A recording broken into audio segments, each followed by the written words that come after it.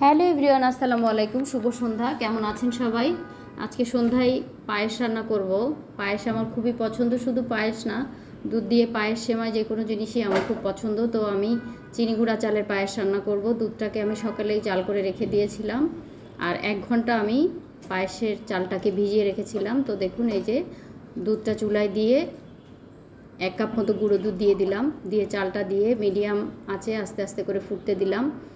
বেশ অনেকক্ষণ চাল মোটামুটি সিদ্ধ হয়ে আসলে তারপরে দিয়ে দিলাম 1 কাপ চিনি, দিয়ে ভালোভাবে নেড়ে চেড়ে দেখুন এই যে পায়েসটা মোটামুটি হয়ে আসছে। খুবই সুন্দর কালার হয়েছে এবং খুবই লোভনীয় হবে ইনশাল্লাহ খেতে। দেখুন এই যে পায়েসটাকে আমি একটা বাটিতে তুলে নিচ্ছি। ওপর থেকে একটু কাজু, আমন্ড, কিশমিশ ছড়িয়ে দিয়ে পরিবেশন করলাম। খুবই লোভনীয় গরুর দুধ এবং চিনি গুঁড়া চালের পায়েস। সবাই বাসায় ট্রাই করবেন, খুবই মজা এটা খেতে।